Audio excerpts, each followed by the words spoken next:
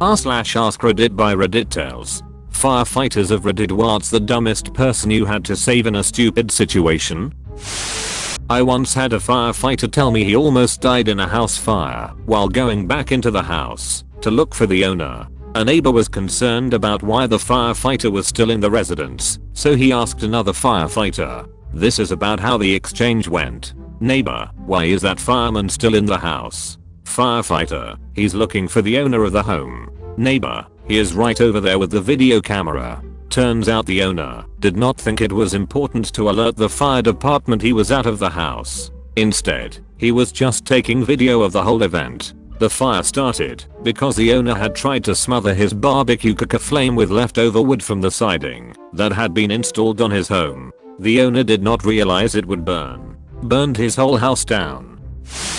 I'm not a firefighter, but I used to do a lot of disaster response work. Hurricane Flood Yard, Eastern NC. I had a farmer with a large family that refused to evacuate his house. Stubborn bastard. River had broke loose, floodwaters were coming up fast, and the police had given up on changing his mind. I drove my truck right up into his yard, rolled down the window, and asked him to dress his kids in something orange or bright yellow. He asked me why, and I said, so body recovery will be able to distinguish them from all the dead pigs floating around. He told me to fuck off, but 5 minutes later he had the whole family in the vehicle, and they got the hell out. We needed to close the main connection through a forest over the winter because the trees were falling faster on the road than we could remove them due to way too much snow falling. Also, the redirection was more than an hour longer due to the snow. Some cars thought that they would come through, but turned around as soon as they saw the trees on the road. One semi also thought he'd get through. He drove up to the trees and called the fire brigade and complained why we didn't remove the trees. As he was calling, a bunch of trees behind him also fell, locking him in. It stood there 1 month before the trees and the snow could get removed by us, that at least the semi can back out. We needed another month until the road was free again. Former firefighter/EMT. Easily the dumbest person I encountered was a mother of 4 who decided it would be an awesome idea to get a Facebook/Instagram worthy picture of her kids, all under age 10, sitting in a rowboat. Mother untied it from the dock and thought she'd just pull them back with a rope that she forgot to hold onto. They floated a half-mile down the river before the 2 oldest boys managed to grab a branch hanging over the bank. It was really surreal to see 4 young kids, all in matching clothing, sitting in a boat waiting to be rescued. I have no clue what happened after, but they were physically fine, just scared, a little tired, but the mom was in full-blown panic mode and kept getting in our way. I hope she's making better choices now. I was called to a home to get a pie out of the oven before it caught fire. The lady went to the store and was delayed for some reason. She called 911 to have the fire department take the pie out of the oven and place it on the stove. The call came in as something stuck in oven and unable to turn off stove. Still #1 call in 32 years. Years ago we had this call straight out of Caddyshack. Some guy had gotten tired of this gopher ruining his yard. Little did he know though he was facing the Sunti's edge of gophers. The homeowner, dwelling upon his experience from Vietnam, decided that the best way to deal with the gopher was to treat the situation like a VC tunnel. In lieu of a frag grenade, he poured a 5-gallon can of gasoline down the gopher hole, waited with a varmint gun, and lit it off. The ensuing explosion caused a small crater to form in his yard.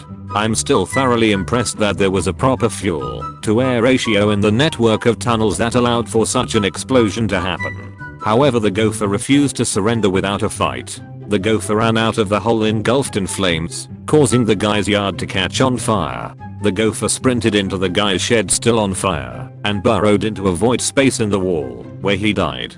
Like the martyr perk from Modern Warfare, his still flaming remains set the inside of the wall on fire as well as several flammables. In the end, the guy's backyard was ruined and about a quarter of his shed burned down, taking out a bunch of power tools and a 0-turn mower. He definitely would have saved a few $1,000s if he had hired an exterminator. I'm not the firefighter, but my brother's wife at the time was. There was this massive structure fire at a barn in town that drew out nearly every truck in the general area, like 3 towns worth of firefighters trying to get this thing under control. During all of this, there was some lady who continuously called 911 asking over and over again what's going on at the farm up the road. According to her, this woman would have to be a complete moron to not realize what was going on, as the fire could be seen for miles. Fast forward later into the night, and one of the ambulances on scene suddenly leaves. Obviously not normal for this sort of situation, but there isn't much time to question it. Fast forward still, and as things are finally starting to calm down and are under control, one of the volunteers on the original ambulance comes over in his own car and shuffles sheepishly over to her and the chief of their department. He tells them that there is a woman a little ways down the road who called the ambulance, hence why they left, and requires a lift assist, but absolutely refuses to let the EMTs do it. No, it has to be a firefighter. My brother's wife, seeing that the other departments have things under control, goes with the man to see what's up. Apparently, it was the same woman who had called 911 over and over again, and when they arrive, she is laying on the floor absolutely wailing. EMTs say they can't find anything wrong from what they've been able to do, but with a requested firefighter they are finally able to get this woman up. They start asking her what happened, hoping she might be more willing to share with my brother's wife there, and she says, "I was just feeling a little ignored. I figured this would get your attention." Grown woman just laid herself on the floor, called for help, insisted on a firefighter when there was no need, all because the barn fire was getting way more attention than she was, and the 911 operators wouldn't give her the gossip about what was going on. I know she got in major trouble for abusing 911, but from what I hear from the people on both fire and ambulance, she has made a habit of calling for help whenever she feels she's not getting enough attention. This is my dad's story, not mine, but I've heard it so many times I think I can accurately tell it here. My dad was on the Boston Fire Department for a little over 35 years. For 13 of those years, he worked at a fire station in Dorchester. In Dorchester, there is a zoo, the Franklin Park Zoo. One morning in late September, they get a call to the Franklin Park Zoo for a young girl mauled by a gorilla. This is the sort of call they'd get all the time. Gorilla jumps at the glass, kid gets scared, parents panic and call 911. So they hop in the truck and ride on over. It's one of those kinda foggy early fall mornings as they walk into the zoo. A couple of the other firefighters start walking into the zoo as my dad notices a man sitting on a bench holding a little girl in his arms. Assuming this is what the call is for, he walks over to the man. The little girl has a scrape on her forehead and she's crying, but is otherwise fine. The man looks like he just saw a ghost. So my dad asks the guy what's going on. The man just says little Joe is out. My dad says what does that mean? The man just repeats little Joe is out. So my dad says who the fuck is Little Joe? Little Joe is a 500-pound adolescent male silverback gorilla, loose in the streets of Boston.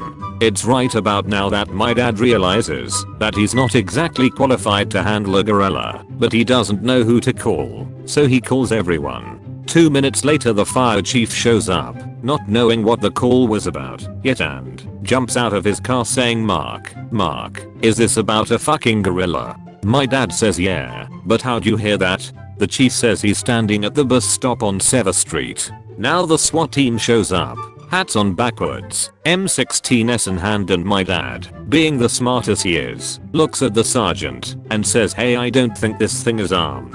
He caught a bit of flack for that later on.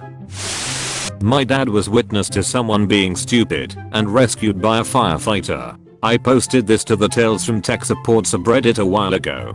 Here's a copy/paste. My dad worked for IBM's AS/400, a mainframe system, tech support division for over 10 years, 1992 to 2003. A customer called in because he needed to run a report and send it out to the networked printer. For whatever reason, the report was failing to generate, and the guy on the phone was freaking out because some corporate bigwig demand that this report be printed and on his desk by 3 p.m. Just another day at work. About 10 minutes into the call, my dad starts to hear this strange high-pitched noise in the background. Dad, if you don't mind my asking, what's that noise at the background? Caller, oh, that's the fire alarm. Fire alarm. Yeah, the building is on fire. Far be it from me to tell you what to do, but shouldn't you get out of there? Dan, you don't understand. I have to get this report printed. Now are you going to help me or not? So they continue to troubleshoot the issue. A few minutes after that, my dad hears shouting in the background. Dad, there seems to be a lot of yelling in the background. Is everything okay? Caller, yeah, it's fine. It's just the firefighters evacuating the building. Shouldn't you get out of there too? Dan, I absolutely have to get this report printed. Are you going to help me? I'm not sure that I should. We pay our support contract. I have to get this printed and you have to help me. It's almost 3 PM. It's just a report. I don't think it's worth risking your life. The caller starts to get furious when the shouting in the background gets much louder. A firefighter has come over to the guy on the phone and starts barking orders at him to get out of the building. The caller tells the firefighter, look, I have to print this report before 3 PM and I can't leave until it's printed. Over the phone, Dad hears the firefighter scream, I don't give a damn about your goddamn report, the building is on fire. Now move. There's a scuffling noise and the phone handset on the other end drops to the ground as the firefighter physically drags the caller away. After that, all Dad could hear was the sound of the fire alarm and various crackling noises. Needless to say, the report did not get printed by 3 PM. Thanks for watching the video. Subscribe to the channel for more videos. Please leave a like and comment with your own firefighter stories.